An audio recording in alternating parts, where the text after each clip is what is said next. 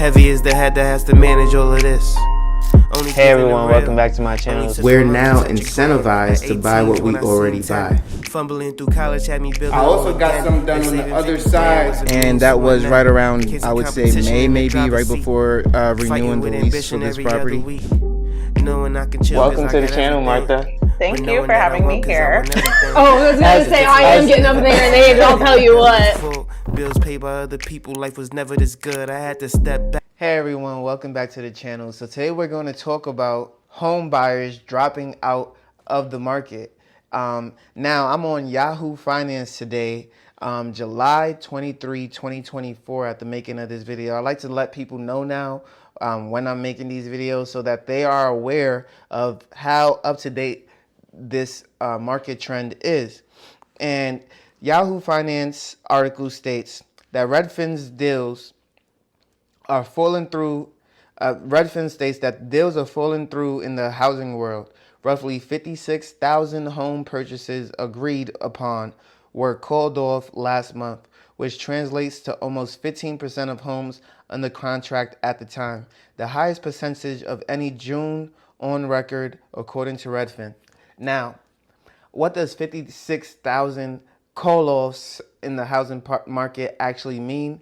That means about 380,000 people opted to not move. Sorry, out of 380,000 people, 56,000 people called off. That would roughly be around 15%. I think that instead of 56,000, that would be around 57,000. Correct me if I'm wrong. So about 375,000 people in the market, 56,000 of those people, 15% of those people opted to no longer move forward with their housing purchase. Yahoo Finance states, house hunters are having trouble committing because buying a home is more expensive than ever. An analyst from Redfin published today reads, it pointed to the median home sale price, which rose 4% from a year earlier to $442,525 in June, and the average 30-year fixed rate, which was 6.92%. So sellers even cut their prices, but it didn't seem to be enough. About 1 in 5 homes for sale last month had a price reduction, the highest amount of any June on record. It was up more than 14%. From a year ago and barely below a record set in October 2 years ago. So some sellers are reducing their prices because their homes are sitting on the market and getting stale, the result of ongoing affordability crisis impacting buyers, Redfin says. Now, when I was growing up and I was in the 3rd grade, my teacher said I read at a 5th grader's reading level, which means I was 2 grades above my reading level. How am I doing right now? Am I doing pretty good? Just making some quick jokes here. So Yahoo Finance continues to say homes sold in June typically spent 32 days on market, 3 days longer than last year. The total number of homes for sale was close to 13% higher than a year ago, which happens to be the biggest annual increase on record. And yet, home sales were depressed. By Redfin's count, home sales fell in June 0.5% from a month before and 1.1% from a year ago. They were 21.5% below pre-pandemic numbers. It seems to be more of the same. Inventory is improving, but demand is down. Some homes are staying on the market longer, and sales are static. Now, I do want to say that most people are not trying to let go of their interest rates, right?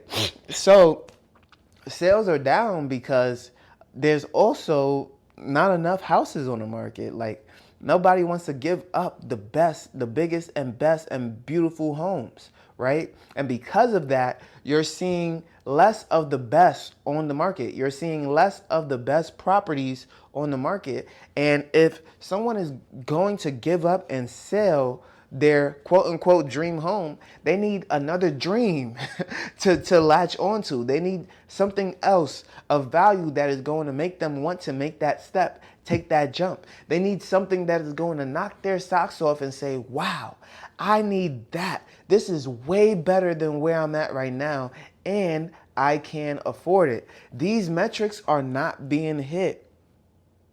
So what is going to have to happen? If someone is in their dream home right now, they're going to do everything within their power to stay in it. It's going to be the last thing to do, to go. So what will they do? They'll sell the car. They'll sell off everything. They'll do garage sales. They'll do everything else before actually selling the home, right? They're going to do everything in their power to maintain the home before everything else. And we've seen already a lot of people give back their vehicles. We've seen them call certain companies like, hey, pick up the vehicle. I don't want it anymore. I'm not paying on it, which is insane. I never heard people call in to a dealership and say, I'm not paying you, pick this up, or call into a bank and say, I'm not paying you anymore, pick up this vehicle. I don't want it. It is not worth the stress, right? It's not worth my peace of mind. And so people were immediately giving away these vehicles because they just simply stated, listen, it is not worth the squeeze. The juice is not worth the squeeze. And to be honest with you, I think it was because property taxes went up.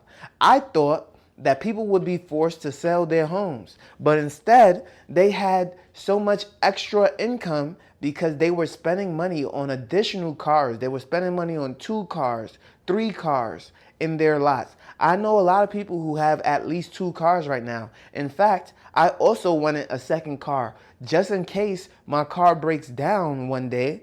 I want the ability to be able to still go to work, still do whatever I want to do, and not have to necessarily worry about my car in the shop being fixed. Now, would it be cheaper for me to just Uber to work for a month? Sure, it would be cheaper. And it's not going to cost me $20,000, $30,000 in vehicle costs, right?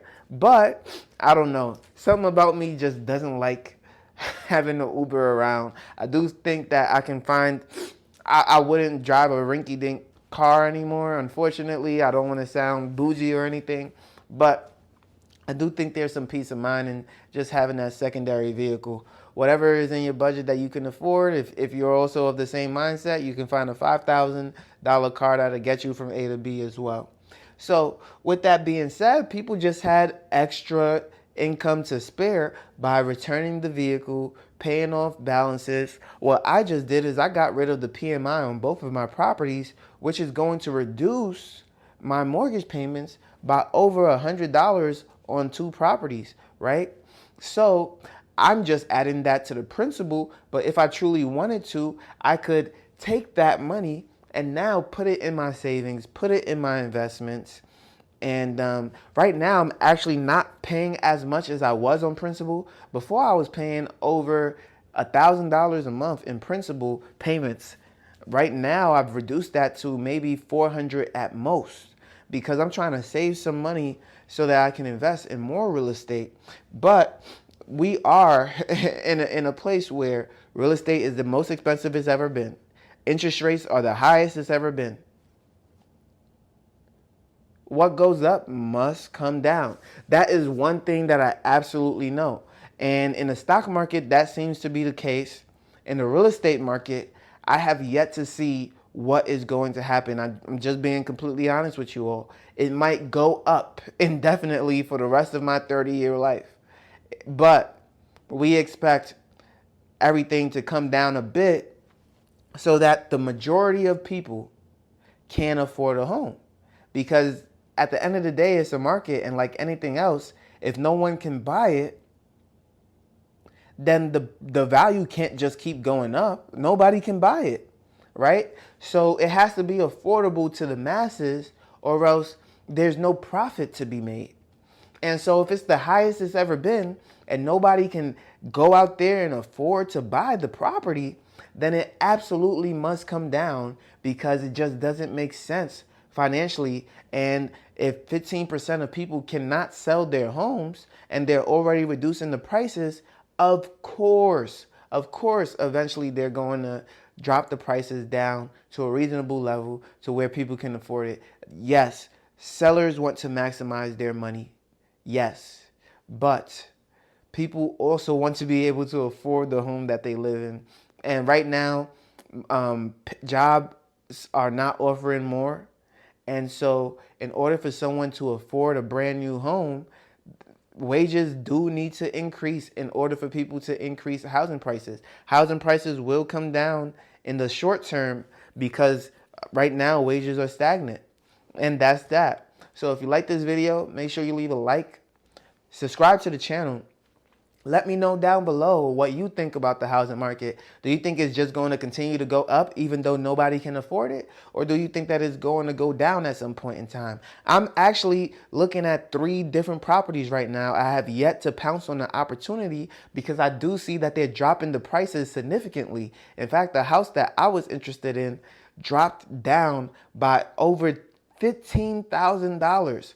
Can you imagine me trying to negotiate that? Of course they would say no. Of course they would not budge on the price. But because them themselves are dropping the price $15,000, that incentivizes me to say, hey, I can just sit here and wait a little bit longer. Maybe they'll drop another 15 off the property. And then I'll sneak in there and tell them, hey, I'll take it for just $10,000 more off. That is a $40,000 swing. And all I asked for was a $10K removal. Real estate is one of those things where you can make a ton of money by simply being patient or simply being a good negotiator. The first thing that I've been talking about all year long is negotiating. This is where you make your money. This is where you become rich. You got to understand the art of negotiations in order to be successful in any business. Now, if you like this video, you know I post every single day at 8 a.m. daily on YouTube and on Rumble. And I can't wait to see you on the next one. Peace.